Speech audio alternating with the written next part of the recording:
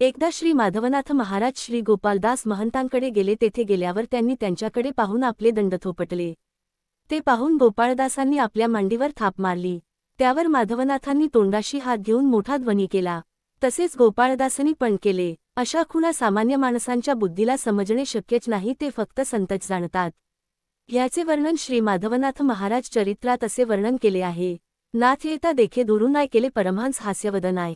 हसतची उभा राहून आय मांडीवरी थाप ठोकली आय. नाथे ठोकिले निजदंड आय केले एक निनाद आय. गोपालानेही तैसा स्वरभेद आय केला निजमुखे आय. झाला हाची संवाद आय हेची ह्या संतांचे शब्द आय. ह्याचा अर्थ बहुगोड आय संतची जाणती आय.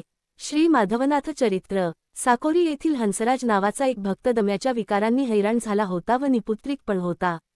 तो महाराजांच्या दर्शनास काळाराम मंदिरात गेला तेव्हा महाराज म्हणाले की तुला बाधा आहे व त्यासाठी तू शिर्डी येथे जा. श्री साई बाबा तुला 2 थोबाडीत मारतील व तुझे काम होईल. त्याप्रमाणे हंसराज हे 1916 मध्ये शिर्डीस गेले. श्री बाबास नमस्कार करताच श्री बाबांनी ह्यास 2 थोबाडीत मारल्या व भूतास म्हणाले निघून जा. त्या दिवसापासून हंसराज यांचा दमा कायमचा बरा झाला व त्यास यथावकाश पुत्रलाभ झाला. तात्यासाहेब वानवळे यांना होशंगाबाद येथे त्यांच्या मुलीच्या घरी गोपालदास महाराजांना घेऊन जाण्याची इच्छा झाली. त्यांना नातू झाला होता व मुलीस महाराजांच्या दर्शनाची इच्छा झाली. पण गोपाळदासांनी जाण्याचे नाकारले. शेवटी श्री माधवनाथांस मध्यस्थी घातले व 2 माणसे गोपालदास महाराजांना आणावयास गेली. त्यांना पाहून महाराजांनी उग्ररूप धारण केले व म्हणाले, नरसिंह अपना आसन छोडकर नहीं जाते, चले जावं, नहीं तो दंडा मिलेगा. तेव्हा ती 2 माणसे पळून गेली. मग श्री माधवनाथांनी परत मध्यस्थी केली व निरोप पाठवला. आपके भाई कहते है नर्मदा माता बुलाती है. मग आपली फाटकी गोधडी घेऊन व विजार घालून ते टांग्यात बसले. श्री गोपालदास तसे नग्नच असत पण बाहेर जाताना तसे जात नसत. ते शांत वृत्तीने रेल्वेत बसले व मध्ये जळगाव येथे कर्डिले मामलेदार ह्यांचे कडे उतरले.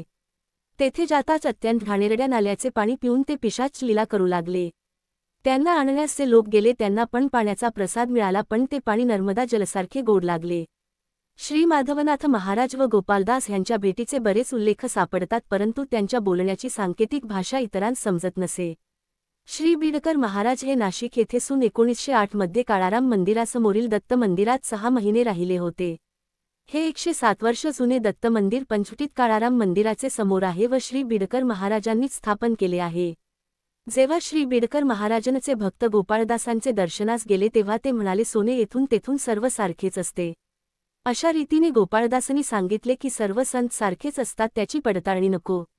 श्री गजानन विजय 11व्या अध्यायात श्री गजानन महाराज व गोपालदास ह्यांच्या भेटीचा उल्लेख असा वर्णन केला आहे. वंदिली माय निलंबिका आय तेवी गहनीनाथ देखा आय. तेथूनी झाले नाशिका आय गोपालदास भेटावया आय. हा गोपालदास महंत आय काळ्यारामाच्या मंदिरात आय. धुनी लावूनी दारात आय पंचवटीच्या दारात बसला असे आय. राम मंदिरासमोर एक आय होता पिंपळाचा पार आय. शिष्यासहित साधूवर आय तेथे जाऊनी बैसले आय. गोपाळदासांचा आनंद झाला आय, बोलले जवळच्या मंडळींना आय. आज माझा बंधू आला आय, वऱ्हाडातून गजानन आय. गोपालदास महंत हे फार उच्च कोटीतील संत होते. त्यांनी नाशिक येथे शुक्रवार माघवद्य नवमी शके 1841 रोजी आपले अवतार कार्य संपविले. श्री गोपालदास महाराजांची समाधी पंचवटी येथे गोदावरी नदीच्या काठी आहे. श्री महाराज ज्या ओवरीत 1.5 वर्षे उभे होते व नंतर धुनी लावून होते ती ओवरी काळाराम मंदिरात प्रवेश करताच उजव्या हातास आहे. येथे श्री महाराजांचा फोटो ठेवला आहे. ह्या लेखातील माहिती ही श्री विवेक वैद्य, पुनर्वसू प्रकाशन व संपादक स्वामीकृपा दिवाळी अंक ह्यांच्या श्री गजानन महाराज चरित्रकोश व श्री माधवनाथ महाराज ह्यांच्या चरित्रातून घेतली आहे. श्री गुरुदेव दत्त.